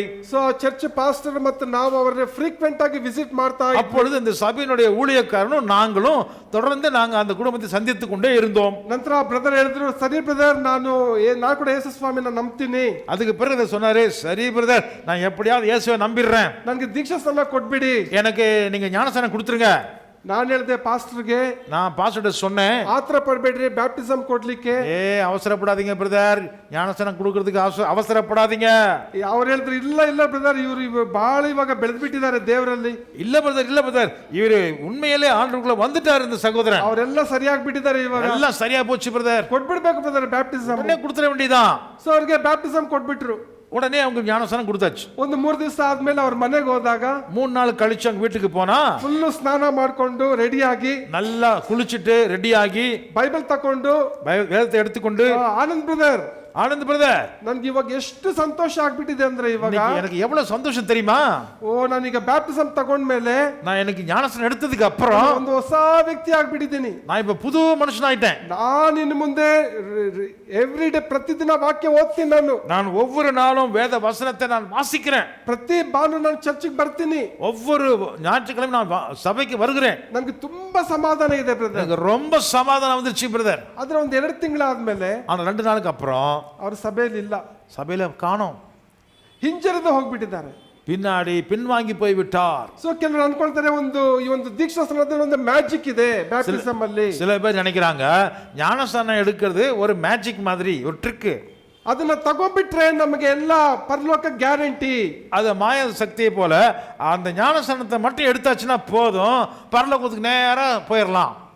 ಸೊ ಜೀವನದಲ್ಲಿ ಏನಾದ್ರೂ ಒಂದು ಹಿಂಸೆ ಕಷ್ಟ ಬಂದಾಗ, வாழ்க்கையில் ஏதாவது ஒரு கஷ்டங்கள் ஒரு பாடுகள் வந்தால் ಅದನ್ನ ಎದುರಿಸುವಂತ ಒಂದು ತಾಳ್ಮೆ ನಮಗೆ ಕೆಲಸ ನಾವು ಕಳ್ಕೊಂಡ್ಬಿಡ್ತೇವೆ. அந்த அந்த எதிர்ப்பினூடே அவர்கள் தாங்கிக் கொள்வதற்கு சக்தியே இல்லை அவங்களுக்கு. ಇನ್ನೊಂದು ಜಸ್ಟ್ ಒಂದು 2 ವರ್ಷದ ಹಿಂದೆ ಇನ್ನೊಂದು ಕುಟುಂಬದ ಒಂದು ಸಾಕ್ಷಿ ನಾನು ಹೇಳೋದಕ್ಕೆ 2 வருஷத்துக்கு முன்னாடி இன்னொரு குடும்பத்தை குறித்து ஒரு சாட்சி நான் சொல்லுகிறேன். ಒಬ್ಬ ಸಹೋದರಿ ಪ್ರಿಸಿಲ್ಲಾ ಅಂತ ಹೇಳಿ, ஒரு சகோதரி பேரு பிரிசில்லா. ಬಹಳ ಒಂದು ಸಭೆಗೆ ಬರುವಂತವರು, ಆತ್ಮಿಕವಾಗಿ ಬೆಳೆಯುವಂತ ಒಂದು ಸಹೋದರಿ, ஒரு நல்ல சகோதரி சபைக்கு வர்றாங்க, நல்ல ஆவிக்குரிய வாழ்க்கையில வளர்றாங்க. ಆದ್ರೆ ಒಂದು ಮಗಳಿಗೆ ಕೆಲವು ಹೆಲ್ತ್ ಇಶ್ಯೂಸ್ ಇತ್ತು, ಕೆಲವು ஆனா அந்த சகோதரிக்கு ஆரோக்கியத்துல உடம்புல ஏதோ ஒரு பிரச்சனை, ಆದ್ರಿಂದ ಆಕೆಗೆ ಮದುವೆ ಆಗ್ತಾ ಇದ್ದಿಲ್ಲ. அதனால அந்த சகோதரிக்கு கல்யாணமே பண்ண முடியல. 30 ವರ್ಷ ಆಯ್ತು, 32 ವರ್ಷ ಆಯ್ತು, 30 வருஷம் ஆச்சு, 32 வருஷம் தாண்டி போச்சு. ಯಾವುದೇ ಒಂದು ಪ್ರಪೋಸಲ್ ಬಂದ್ರು ಕೂಡ ಅವರು ಹೆಲ್ತ್ ಬಗ್ಗೆ ಕೇಳಿ, ಇಲ್ಲ ಈ ಹುಡುಗಿ ಬೇಡ ನಮ್ಗೆ. யாரு பொண்ணு பார்க்க வந்தாலும் இந்த பொண்ணினுடைய ஆரோக்கியத்தை குறித்து கேள்விப்பட்ட உடனே அது அப்படியே விட்டுட்டு போயிடுவாங்க. ಒಂದ್ಸರಿ ಏನಾಯ್ತಂದ್ರೆ, ಅವ್ರು ಬೆಳಗ್ಗೆ ಅವರು ಮನೆಯಲ್ಲಿ ಪ್ರಾರ್ಥನೆ ಮಾಡ್ಬೇಕಾದ್ರೆ, ஒரு நாள் காலை நேரத்திலே அதிகாலையிலே அவர்கள் ஜெபிக்கும் பொழுது ಪ್ರಾರ್ಥನೆ ಮಾಡ್ತಾ ಅವರು ಹಂಗೆ ಬಿದ್ದೋಗಿ ಹಂಗೆ ಸತ್ತೋಗ್ಬಿಟ್ರು. அவர் அப்படியே ஜெபித்து அப்படியே விழுந்து மரித்து போய் விட்டார்கள். ಅವ್ರ ಅಮ್ಮ ಅನ್ಕೊಂಡ್ರು, ಇನ್ನೂ ಪ್ರಾರ್ಥನೆ ಮಾಡ್ತಾ ಇದ್ದಾಳೆ. அவங்க அம்மா நினைச்சுக்கிட்டாங்க, அந்த மகள் இன்னும் ஜெபிச்சுட்டு தான் இருக்குது அந்த பொண்ணு. ಒಂದು ಬಾಗ್ಲ ಹಾಕಿ ಆಕೆ ಪ್ರೇಯರ್ ಮಾಡ್ತಾ ಇದ್ಲು. ಅವ್ರು ಅನ್ಕೊಂಡ್ರು, ಇನ್ನೂ ಅವಳು ಪ್ರೇಯರ್ ಮಾಡ್ತಾ ಇದ್ದಾಳೆ. கதவை அப்படி தள்ளி பார்த்தா இன்னும் ஜெபிக்கிற மாதிரி தெரிஞ்சதுன்னு அப்படி விட்டுட்டாங்க. ಒಂದು 7:30-8 ಗಂಟೆ ಆದ್ರೂ ಹೊರಗಡೆ ಬಂದಿಲ್ಲ. 7 மணி நேரம் ஆச்சு, 8 மணி நேரம் ஆச்சு, அப்போ வெளியில வரல. ಬಾಗಿಲು ತೆಗೆದು ನೋಡಿದ್ರೆ, கதவை திறந்து பார்த்தால் ಆ ಬೈಬಲ್ ಅಲ್ಲಿದೆ, ಒಂದು ತಲೆ ದಿಮ್ ಮೇಲೆ ಬೈಬಲ್ ಇದೆ, ஒரு தலகணி மேல வேதத்தை புத்தகத்தை வைத்திருக்கிறாங்க. ಅಲ್ಲೇ ಪಕ್ಕದಲ್ಲಿ ಹಂಗೆ ವಾಲೆ ಹಾಗೆ ಸತ್ತೋಗ. அந்த பைபிள் பக்கத்திலேயே தலையை சாய்ச்சி அந்த சகோதரி இறந்து விட்டாள். ಸೊ ಕೆಲವು ದಿನಗಳಾದ್ಮೇಲೆ, சில நாட்களுக்கு பிறகு, 1-2 ದಿನ ಆದ್ಮೇಲೆ, அதாவது 1-2 நாட்களுக்கு பிறகு ನಾವು ಕೂಡ ಹೋಗಿ ಅವ್ರನ್ನ ಭೇಟಿ ಮಾಡಿದ್ವಿ. நாங்களும் கூட போய் அந்த குடும்பத்தை சந்தித்தோம். ಅವರು, ಇಲ್ಲ ಇದು ದೇವ್ರ ಚಿತ್ತ ಇರ್ಬೋದು, ದೇವರು ನನ್ನ ಮಗಳನ್ನ ತಗೊಂಡಿದ್ದಾರೆ ಅಂತ ಹೇಳಿ ಹೇಳಿದ್ರು. அப்பொழுது அவங்க சொன்னாங்க, இல்ல பிரதர், தேவனுடைய சித்தமா இருக்கலாம், அதனாலதான் அவள் மரித்து போனாள். ಅದರೆಲ್ಲ ಅಕ್ಕಪಕ್ಕದವರೆಲ್ಲ ಬಂದು, அதனால பக்கத்துல இருக்கிறவங்க எல்லாம் வந்தாங்க. ಯೇಸು ಸ್ವಾಮಿ ನಂಬಿದ್ದಕ್ಕೆ ನಿಮ್ಮ ಮಗಳು ಸತ್ತೋದ್ರು. என்ன தெரியுமா சொன்னாங்க, நீங்க இயேசுவை நம்பினீங்க இல்லையா, அதனாலதான் உங்க பொண்ணு செத்து போயிட்டா. ಅದನ್ನ ಕೇಳಿದ ತಕ್ಷಣ ಅವರು, அதை கேட்ட உடனே ಅವರು ಅವ್ರ ಯಜಮಾನ್ರ ಮಗ, ನಾವು ಇನ್ನು ಮುಂದೆ ಚರ್ಚ್ಗೆ ಬರೋದಿಲ್ಲ, இனிமேலே நானும் எங்க குடும்பத்தாரும் யாருமே நீங்க போற சர்ச்சுக்கு வர மாட்டோம், ನಮ್ಗೆ ಈ ಕಷ್ಟ ಸಹಿಸ್ಕೊಳಕ್ ಆಗ್ಲಿಲ್ಲ, எங்களுக்கு இந்த மாதிரி கஷ்டத்தெல்லாம் சகித்துக்கொள்ள முடியாது, ನನ್ನ ಮಗಳನ್ನ ಕಳ್ಕೊಂಡಿದ್ದು ನನಗೆ ಮರೀಲಿಕ್ಕೆ ಆಗೋದಿಲ್ಲ, எங்க பிள்ளைய இப்படி எடுத்துட்டார்ல ஆண்டவர், இனிமே நாங்க எதுக்கு சர்ச்சுக்கு வரணும், ಅದಕ್ಕೆ ನನಗೆ ಏಸು ಬೇಡ, ಚರ್ಚ್ ಬೇಡ, ದಯವಿಟ್ಟು ನಮ್ಮ ಮನೆಗೆ ನೀವು ಬರಬೇಡ್ರಿ, இனிமே நீங்க யாரும் எங்க வீட்டுக்கு வந்து கூட்டம் நடத்துறதுக்கோ பிரேயர் பண்றதுக்கோ யாரும் தேசத்து வராதீங்க ಅಂತೇಳಿ ಅವರು ಕುಟುಂಬವಾಗಿ ಅವರು ಹಿಂಜರಿದು ಹೋಗ್ಬಿಟ್ರು. இப்படியாக குடும்பமாக அந்த குடும்பத்துல ஒருத்தருமே வரவில்லை ஆண்டவருக்குள்ள, எல்லாருமே பின்வாங்கி போய் விட்டார்கள். ಈ ರೀತಿಯಾಗಿ ನಮ್ಮ ಜೀವನದಲ್ಲಿ ಕೆಲವು ಏನಾದರೂ ಒಂದು ಕಷ್ಟ ಹಿಂಸೆ ಬಂದಾಗ ನಾವು ಅದನ್ನ ತಾಳ್ಕೊಳ್ಳೋದಿಲ್ಲ. ನಾವು இப்படியாக சில பேர் நம்முடைய குடும்பத்திலே நம்முடைய சொந்த வாழ்க்கையில ஏதாவது ஒரு கஷ்டங்கள் வந்து விட்டால் அதை தாங்கிக் கொள்வதற்கு அவங்களுக்கு சக்தி இருப்பதில்லை. ಯಾಕೋಬ 1:12 ಹೇಳ್ತದೆ, யாக்கோபு 1:12 சொல்லுகிறது, ಕಷ್ಟಗಳನ್ನು ಸಹಿಸಿಕೊಳ್ಳುವವನು ಧನ್ಯನು. யாக்கோபா ಯಾಕೋಬ 1:12, ಜೇಮ್ಸ್ 1:12, யாக்கோபு 1:12 சொல்லுகிறது, Blessed is the man ah. who endures temptation, ah. for when he has been proved, he will receive the crown of life which the Lord has promised to those who love him. சோதனையை சகிக்கிற மனுஷன் பாக்கியவான், அவன் உத்தமன் என்று விளங்கின பின்பு அவன் ஜீவ கிரீடத்தை பெறுவான்.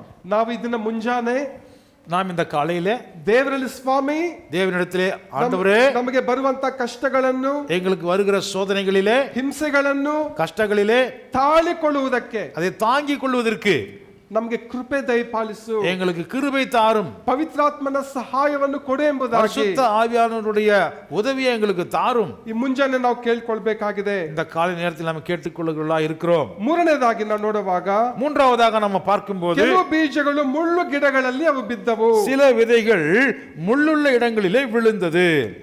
ಈಗ ಅಲ್ಲಿ ಬೆಳೆ ಅದು ಮೊಳೆತು ಅದು ಬೆಳೆ ಬರ್ತಾ ಇದೆ. முள்ளு அதாவது முள்ளும் வளர்ந்து அது வளருது, ಅದರ ಮಧ್ಯದಲ್ಲಿ ಬೀಜ ಕೂಡ ಬಿತ್ತಿ ಅದು ಮೊಳೆತು ಅದು ಬೆಳೀತಾ ಇದೆ. முள்ளு வளர்ற அதே இடத்துல விதையும் வளருது. ಆದ್ರೆ ಈ ಒಂದು ಮುಳ್ಳು ಏನ್ ಮಾಡ್ತಾ ಇದೆ ಅಂದ್ರೆ, ஆனா அந்த முள்ளு என்ன செய்யுதுன்னு சொன்னா, ಅದು ಬೆಳೆಯದಾಗಿ ಅದನ್ನ ಅದುಮೆ ಬಿಡ್ತಾ ಇದೆ. அது கூட வளருகிற அந்த விதையை அது அது நெருக்கி போட்டது.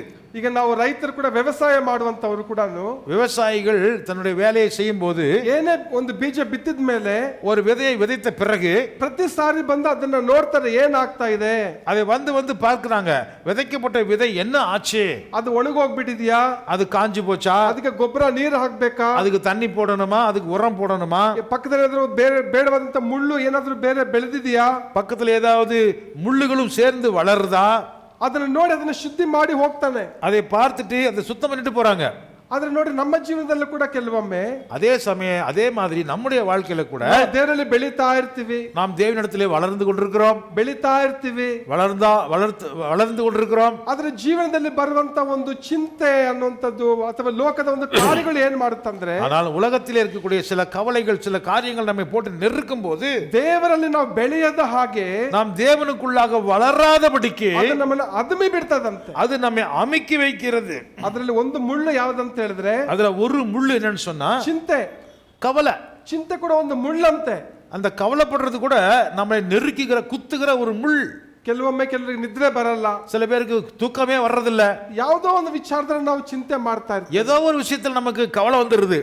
ಓ ನನ್ನ ಮಕ್ಕಳಿಗೆ ಹೆಂಗೆ ನಾನು ಫೀಸ್ ಕಟ್ಟೋದು, ஐயோ எப்படி நம்ம பிள்ளைங்களுக்கு ஸ்கூல்ல ஃபீஸ் கட்டுறது, ನನ್ನ ಮಗನಿಗೆ ಯಾವಾಗ ಮದುವೆ ಮಾಡೋದು, என்னுடைய மகளுக்கோ மகனுக்கோ நான் எப்படி கல்யாணத்தை பண்ணி வைக்கிறது. ಸೊ ನಮ್ಮ ಜೊತೆ ಒಬ್ರು ಸ್ಟಾಫ್ ಹಸ್ಬೆಂಡ್ ವೈಫ್ ನಮ್ಮ ಜೊತೆ ಸೇವೆ ಮಾಡ್ತಾರೆ. என் கூட வேலையை பார்க்கிற ஒரு புருஷனும் ஒரு மனைவி இருந்தாங்க. ಅವ್ರ ತಾಯಿ ಬಂದ್ಬಿಟ್ಟು ಫೋನ್ ಮಾಡಿ, ಬ್ರದರ್, அவங்களுடைய அம்மா வந்து எனக்கு ஃபோன் பண்ணாங்க, சகோதரனே ನನಗೆ ನನ್ನ மಗಳ ಬಗ್ಗೆ ತುಂಬಾ ಚಿಂತೆ ಇದೆ ಬ್ರದರ್.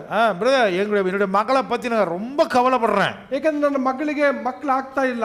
ஏன்னா என் பிள்ளைக்கு ஏன் குழந்தை பிறக்க மாட்டேங்குது, ಎಲ್ಲರೂ ನಮ್ಮನ್ನ ಕೇಳ್ತಾ ಇದ್ದಾರೆ, ನನಗೆ ತುಂಬಾ ಅವಮಾನ ಆಗ್ತಾ ಇದೆ ಬ್ರದರ್. அவங்க எல்லாரும் என்ன கேட்கறாங்க, கேட்க எனக்கு அவமானமா போகுது பிரதர். ನಾನು ತುಂಬಾ ಏನಾದ್ರೂ ಅವರಿಗೆ ಮಗು ಆಗ್ಬೇಕಂತೇಳಿ ನಾನು ಅಲ್ಲಿ ಇಲ್ಲಿ ಎಲ್ಲ ಕಡೆ ಹೋಗ್ತಾ ಇದ್ದೀನಿ, ಏನೋ ಒಂದು ಮೆಡಿಸಿನ್ ತಗೊಂಡ್ಬರ್ಬೇಕಂತ ಇದ್ದೀನಿ ಬ್ರದರ್.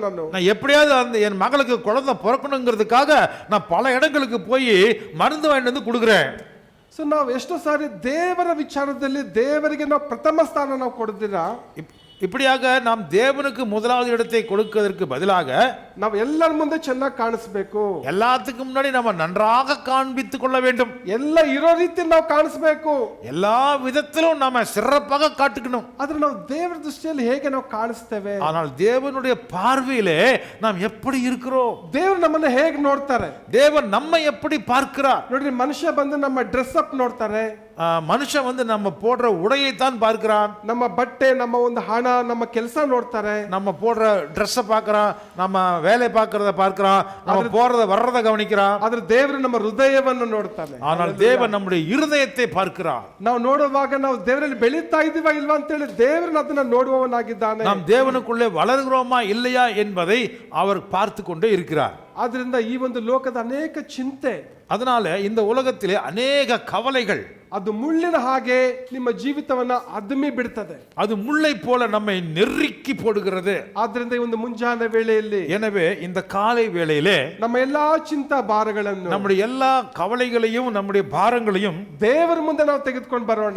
தேவனுடைய சமூகத்துக்கு அதை எடுத்துக்கொண்டு வருவோம். ಅದನ್ನ ನಿಭಾಯಿಸುವಂತ ಶಕ್ತಿ ನಮಗಿಲ್ಲ, அவரை பின்பற்றுகிற ஒரு பலம் நமக்கு இல்லை. ಅದನ್ನ ಸಹಿಸಿಕೊಳ್ಳುವಂತ ತಾಳ್ಮೆ ನಮಗಿಲ್ಲ, அந்த கஷ்டங்களை நாம் சகித்துக் கொள்வதற்கு நமக்கு சக்தி இல்லை. ದೇವರೇ ನಿನ್ನ ಕೃಪೆ ನಮಗೆ ದಯಪಾಲಿಸೆಂಬುದಾಗಿ, தேவனே எனக்கு கிருபை தாரும் என்பதாக ನಾವು ಆತನ ನಾವು ಕೇಳಿಕೊಳ್ಬೇಕಾಗಿದೆ. நாம் தேவனிடத்தில் நாம் வேண்டிக் கொள்ள வேண்டும். ಇಬ್ರಿಯ 13:5, எபிரேயர்கள் நிருபம் 13ஆம் அதிகாரம் 5வது வசனம். ನಾನು ನಿನ್ನನ್ನು ಎಂದಿಗೂ ಕೈ ಬಿಡುವುದಿಲ್ಲ.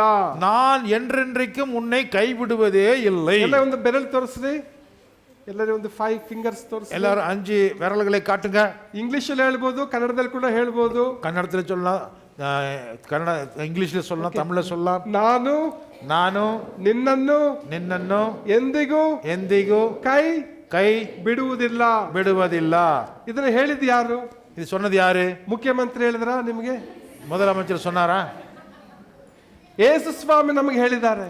ಯೇಸು ಸ್ವಾಮಿ ನಮಗೆ சொல்லியிருக்கிறார். ಎಂತ ಒಂದು ಅದ್ಭುತವಾದಂತ ಒಂದು ಧೈರ್ಯದ ಒಂದು ವಾಗ್ದಾನ, என்ன மாதிரி ஒரு அற்புதமான ஒரு காரியத்தை தேவன் நமக்கு சொல்லியிருக்கிறார். ದೇವರು ನಮ್ಮ ಪಕ್ಷ ಇರೋದಾದ್ರೆ, தேவன் நம்ம கூட இருக்கிறதா இருந்தால் ನಮ್ಮನ್ನು ಎದುರಿಸುವಂತವರು ಯಾರು? நமக்கு எதிராக வருபவர் யாரு? ಆದ್ರೆ ನಾವು ಕ್ರಿಸ್ತನಲ್ಲಿ ನಾವು ನೆಲೆಗೊಳ್ಳೋಣ. அதனாலே நாம் கிறிஸ்துக்குள்ள நிலையாக இருப்போமாக. ದೇವರಿಗಾಗಿ ಅಧಿಕವಾದ ಫಲ ನಾವು ಕೊಡೋಣ. தேவனுக்குள்ளே நாம் அதிகமான பலன்களை நாம் கொடுப்போம். ಕೊನೆಯದಾಗಿ ಮತ್ತು நாலாவதாக கடைசியாக ಈ ಒಂದು ವಾಕ್ಯ ಅನ್ನುವಂಥದ್ದು ಒಂದು ಒಳ್ಳೆಯ ನೆಲದಲ್ಲಿ ಅದು ಬಿತ್ತಲ್ಪಟ್ಟಿತು. கடைசியாக பார்க்கும் பொழுது சில விதைகள் நல்ல நிலத்திலே விழுந்தது. ಅಂದ್ರೆ ಅದು ಹೃದಯದಲ್ಲಿ ಅದು ಬೀಜ ಬಿತ್ತಲ್ಪಟ್ಟ ತಕ್ಷಣ, அதாவது இருதயத்தில் அது விழுந்த உடனே ಆ ವಾಕ್ಯಕ್ಕೆ ನಮ್ಮ ಜೀವನದಲ್ಲಿ ಅನುಮತಿ ಕೊಡೋದು. அது நம்முடைய இருதயத்தில் நாம் அதை வளருவதற்கு அனுமதி கொடுக்கிறோம். ವಾಕ್ಯ ನಮ್ಮಲ್ಲಿ ಬಿತ್ತಲ್ಪಟ್ಟಾಗ, வசனம் நம்முடைய இருதயத்தில் விழுந்த உடனே ಅದು ಬೆಳೆಯುವುದಕ್ಕೆ ನಾವು ಅನುಮತಿ ಕೊಡುವಂತದ್ದು, அது வளருவதற்கு அனுமதி கொடுக்கிற ஒரு இருதயம். 1993 1993 ದೇವರು ಬಂದು ನನಗೆ ಪ್ರಕಟಣೆ 3:20 ವಾಕ್ಯದ ಮೂಲಕ ದೇವರು ಮಾತಾಡಿದ್ರು. வெளிப்படுத்தின விசேஷம் 3ஆம் அதிகாரம் 21வது வசனத்தின் மூலமாக தேவன் என்னோடு கூட பேசினார். ಸೊ ರೋಮನ್ ಕಥೋಲಿಕ್ ಒಂದು ಚರ್ಚ್ ಅಲ್ಲಿ, ரோமன் கத்தோலிக்க சபையிலே ನಾವು ಸಭೆಗೆ ಹೋಗ್ತಾ ಇದೀವಿ ಬರ್ತಾ ಇದೀವಿ, ಆದ್ರೆ ವಾಕ್ಯ ನಮಗೆ ಗೊತ್ತಿಲ್ಲ. அங்கே நாங்க ஒரு சபைக்கு போயிட்டு இருந்தோம் வந்துட்டு இருந்தோம், ஆனா ஒரு வசனமும் புரியல. ದೇವರ ವಾಕ್ಯ ಹೃದಯದಲ್ಲಿ ಇಲ್ಲ, தேவனுடைய வசனம் உள்ளுக்குள்ளே இல்ல, ದೇವರ ವಾಕ್ಯ ಹೊರಗಡೆ ಇದೆ. வசனம் வெளியில தான் இருக்குது. ಆ ಪ್ರಕಟಣೆ 3:20 ಹೇಳ್ತದೆ, வசனம் வெளிப்படுத்தின விசேஷம் 3:21 சொல்லுகிறது, ಹೃದಯದ ಬಾಗಿಲನ್ನು ನಾನು ತಟ್ಟುತ್ತಾ ಇದ್ದೇನೆ. இருதயத்தின் கதவை நான் தட்டுகிறேன். ಸೊ ನಾವು ಯಾವಾಗ ನಮ್ಮ ಹೃದಯದ ಬಾಗಿಲನ್ನು ತೆರೆತೇವೋ, எப்பொழுது நம்முடைய இருதயத்தினுடைய வாசலை நாம் திறக்கிறோமோ ಯೇಸು ಪ್ರವೇಶ ಮಾಡ್ತಾನೆ. இயேசு உள்ளே வருகிறார். ಅಂದ್ರೆ ಅರ್ಥ, அதனுடைய அர்த்தம் ದೇವರ ವಾಕ್ಯ ನಮ್ಮಲ್ಲಿ ಪ್ರವೇಶ ಆಗುತ್ತೆ. அதாவது தேவனுடைய வசனம் நம்முடைய இருதயத்துக்குள்ளே வருகிறது. ಆ ವಾಕ್ಯ ನಮ್ಮ ಹೃದಯವನ್ನು ಶುದ್ಧಿ ಮಾಡುತ್ತೆ. அந்த வசனம் நம்முடைய இருதயத்தை சுத்திகரிக்கிறது. ಆ ವಾಕ್ಯ ನಮ್ಮನ್ನು ಆಳ್ವಿಕೆ ಮಾಡುತ್ತೆ. அந்த வசனம் நம்மை ஆளுகை செய்கிறது. ಆಗ ನಾವು ಪವಿತ್ರಾತ್ಮನಿಗೆ ಗರ್ಭಗುಡಿಯಾಗಿ ನಾವು ಮಾರ್ಪಡ್ತೇವೆ. அப்பொழுதுதான் நம்ம பரிசுத்த ஆவியானவர் வாசம் பண்ணுகிற ஒரு வீடாக நம்முடைய இருதயம் நம்முடைய சரீரம் மாறுகிறது. ಆಗ ತಂದೆಗೆ ಮಹಿಮೆ ಆಗ್ತದೆ. அப்பொழுதுதான் பிதாவுக்கு மகிமையாக நாம் இருக்கிறோம். ಈ ತ್ರಯೇಕ ದೇವರ ಕಾರ್ಯ ನಾವು ಅರ್ಥ ಮಾಡ್ಕೊಳ್ಬೇಕು. இந்த திரியேக தேவனுடைய காரியங்களை நாம் புரிந்து கொள்ள வேண்டும். ವಾಕ್ಯವಾಗಿರುವ ಯೇಸುವನ್ನು ನಾವು ಸ್ವೀಕಾರ ಮಾಡಿಕೊಳ್ಳುವಾಗ, வசனமாய் இருக்கக்கூடிய இயேசுவை நாம் பெற்றுக்கொள்ளும் போது, ಪವಿತ್ರಾತ್ಮನ ಒಂದು ಸಹಾಯದಿಂದ, பரிசுத்த ஆவியானவருடைய உதவியினால ನಾವು ದೇವರ ಮಗುವಾಗಿ ನಾವು ಬೆಳೀತಾ ಹೋಗ್ತೇವೆ. நாம் தேவனுடைய பிள்ளைகளாக வளர்கிறோம். ತಂದೆಯಾದ ದೇವರಿಗೆ ಮಹಿಮೆ ಉಂಟಾಗ್ತದೆ. பிதாவாகிய தேவனுக்கு நாம் மகிமை செலுத்துகிறோம். ಆಗ ನಾವು ದೇವರಿಗೆ 30, 60, 100ರಷ್ಟು ನಾವು ಫಲ ಕೊಡ್ಲಿಕ್ಕೆ ಸಾಧ್ಯವಾಗ್ತದೆ. அப்பொழுதுதான் நாம தேவனுக்கு 30, 60, 100மாக பலன் கொடுக்க முடியும். ಆದಿಕಾಂಡ 26, 12ನೇ ವಚನ, ಆದಿಕಾಂಡ 26, 12ನೇ ವಚನ, ஆதியாகமம் 26, 10வது வசனம். Then Abimelech said to Isaac, "Move away from us. You have become too powerful for us." 26, 10. 12. ಈಸಾಕನು ಆ 26, 12. ದೇಶದಲ್ಲಿ ಬೀಜವನ್ನು ಬಿತ್ತಿ ಅದೇ ವರ್ಷದಲ್ಲಿ 100ರಷ್ಟು ಬೆಳೆಯನ್ನು ಹೊಂದಿದನು. தேவன் சொன்னபடியாக ஈசாக்கு அந்த தேசத்திலேயே அவன் அங்கே தங்கி வாழ்ந்தான்.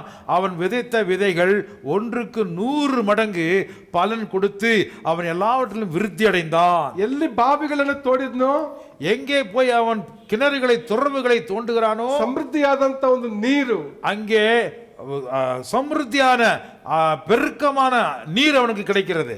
ಅಬ್ರಹಾಮನು ದೇವರಿಗೆ ವಿಧೇಯನಾದ ಹಾಗೆ, ஆபிரகாம் எப்படி தேவனுக்கு கீழ்ப்படிந்தானோ அதுபோல ಈಸಾಕನು ಕೂಡ ದೇವರಿಗೆ ವಿಧೇಯನಾದನು. ஈசாக்கு கூட தேவனுக்கு கீழ்ப்படிந்தான். ಅದಕ್ಕೆ ಅವಾಗ ಆತನು ಒಂದು ರೀತಿ ಲೋಕದ ರೀತಿಯಲ್ಲೂ ಕೂಡ ಆತನು ಉತ್ತಮ ಫಲವನ್ನ ಕಂಡನು. அப்படியாக அவன் இந்த உலகத்திலேயும் கூட தேவனுடைய அந்த ஆசீர்வாதத்தின் பலனை அவன் கண்டான். ದೇವರಿಗಾಗಿ ಸಾಕ್ಷಿಯಾಗಿಯೂ ಆತನು தேவனுக்காக அவன் சாட்சியாக வாழ்ந்தான். ಪ್ರಕಟಣೆ 1ನೇ ಅಧ್ಯಾಯ 3ನೇ ವಚನ ಹೇಳ್ತದೆ. வெளிப்படுத்தின விசேஷம் 1ஆம் அதிகாரம் 3வது வசனம் சொல்லுகிறது. ಪ್ರಕಟಣೆ 1:3. வெளிப்படுத்தின விசேஷம் 1:3. ಈ And God said, "Let there be light." ಓದುವಂತವನು ಕೇಳುವಂತವರು ಈ ಪ್ರವಾದನೆಯಲ್ಲಿ ಬರೆದಿರುವ ಮಾತುಗಳನ್ನು ಕೈಕೊಂಡು ನಡೆಯುವಂತಹವರು ಧನ್ಯರು, ಅವು ನೆರವೇರುವ ಸಮಯವು ಸಮೀಪವಾಗಿದೆ. ಸೊ ಬರೆದಂತ ಮಾತುಗಳನ್ನು ಕೈಗೊಂಡು ನಡೆಯುವಂತವರು ಧನ್ಯರು. இந்த வசனங்களை சொல்லுகிறவனும் கேட்கிறவனும் அதன்படி நடக்கிறவர்களும் ஆசீர்வதிக்கப்பட்டவர்கள். ಆದ್ದರಿಂದ ಕ್ರಿಸ್ತನಲ್ಲಿ ಪ್ರೀತಿಯ ದೇವ ಜನರೇ, எனவே கிறிஸ்துவுக்குள்ளே அருமையான அன்பான விசுவாசிகளே, ವಾಕ್ಯವನ್ನು ಕೇವಲ ನಾವು ಕೇಳಿಸಿಕೊಳ್ಳುವುದು ಮಾತ್ರ ಅಲ್ಲ, வசனத்தை கேட்பது மட்டுமல்ல, ಓದುವುದು ಮಾತ್ರವಲ್ಲ, வாசிப்பது மாத்திரமல்ல, ಬೈಬಲ್ ತರುವುದು ಮಾತ್ರ ಅಲ್ಲ, வேதத்தை எடுத்துக்கொண்டு வருவது மாத்திரமல்ல, ಈ ವಾಕ್ಯವನ್ನು ನಾವು ನಮ್ಮ ಜೀವನದಲ್ಲಿ இந்த வசனத்தை நம்முடைய வாழ்க்கையிலே ಕೈಗೊಳ್ಳುವುದಕ್ಕೆ, அதை நம் கை கொண்டு கீழ்ப்படிந்து நடப்பதற்கு ದೇವರ ಸಹಾಯವನ್ನು ಹೊಂದಿ தேவனுடைய கிருபையை பெற்றுக்கொண்டு ನಾವು ಫಲ ಕೊಡುವಂತ ಮಕ್ಕಳಾಗೋಣ. நாம் பலன் கொடுக்கிறவர்களாக மாறுவோம். ನಾವು ನಮ್ಮ ಕಣ್ಣನ್ನು ಮುಚ್ಚಿದವರಾಗಿ, நாம் இப்பொழுது கண்களை மூடி ಕೇಳಿದಂತ ಒಂದು ವಾಕ್ಯಗಳಿಗೆ ನಮ್ಮನ್ನು ಒಪ್ಪಿಸಿಕೊಟ್ಟವರಾಗಿ, கேட்டுக்கொண்ட வசனங்களுக்காக ನಾವು ಪ್ರಾರ್ಥನೆ ಮಾಡಿಕೊಳ್ಳೋಣ. நாம் நம்மை ஒப்பு கொடுத்து நாம் ஜெபிப்போம். ನಾವೆಷ್ಟೋ ವಾಕ್ಯ ನಾವು ಕೇಳಿದ್ದೇವೆ, நாம் எத்தனையோ வசனங்களை கேட்டிருக்கிறோம். ಆದರೆ ಎಷ್ಟು ನಾವು ವಾಕ್ಯಕ್ಕೆ ವಿಧೇಯರಾಗಿದ್ದೇವೆ ಅನ್ನೋದು ಮುಖ್ಯವಾಗಿದೆ. ஆனால் எத்தனை வசனங்களை கேட்ட உடனே கீழ்ப்படிந்தோம் என்பது மிகவும் முக்கியமாய் இருக்கிறது. ಆ ವಾಕ್ಯ ನಮ್ಮ ಹೃದಯದಲ್ಲಿ ಇದೆಯಾ? அந்த வசனங்கள் இன்னும் நம்முடைய இருதயத்திலே இருக்கிறதா? ನಮ್ಮ ಮನಸ್ಸಿನಲ್ಲಿ ಇದೆಯಾ? நம்முடைய மனதிலே அது இன்னும் இருக்கிறதா? ಆ ವಾಕ್ಯವನ್ನು ನಾವು ಅರ್ಥ ಮಾಡ್ಕೊಂಡಿದ್ದೇವಾ? அந்த வசனத்தினுடைய அர்த்தங்களை நாம் புரிந்து கொண்டோமா? ಆ ವಾಕ್ಯದಿಂದ ನಾವು ವಾಕ್ಯದ ಮೂಲಕ ನಾವು ದೇವರ ಮೇಲೆ ನಾವು ನಂಬಿಕೆ ಇಟ್ಟಿದ್ದೇವಾ? அந்த வசனத்தின் மூலமாக நாம் தேவனை நம்பி இருக்கிறோமா ಎಂಬುದಾಗಿ ನಾವು ಪರೀಕ್ಷೆ ಮಾಡಿಕೊಳ್ಳೋಣ என்பதை நாம் நம்மை நாமே சோதித்து பார்ப்போம். ನಮ್ಮನ್ನು ಬಹಳವಾಗಿ ಪ್ರೀತಿ ಮಾಡುವ ತಂದೆಯಾದ ದೇವರೇ, எங்களை அதிகமாய் நேசிக்கிற அன்பின் பரலோக பிதாவே, ನಿನ್ನ ಜೀವಕರವಾದ ವಾಕ್ಯಗಳಿಗಾಗಿ ಸ್ತೋತ್ರ. ஜீவனுள்ள உம்முடைய வார்த்தைகளுக்காக உமக்கு ஸ்தோத்திரம். ಒಂದು ವೇಳೆ ನಾವು ஒருவேளை நாங்கள் ನಿನ್ನ ವಾಕ್ಯವನ್ನು உம்முடைய வசனத்தை ಕೇಳಿಸಿಕೊಂಡು கேட்டுக்கொண்டு ಅದರಂತೆ ನಡೆಯದೇ ಇದ್ದರೆ அப்படி போல நாங்கள் நடக்காமல் இருந்தால் ನಮ್ಮನ್ನು ಕ್ಷಮಿಸು.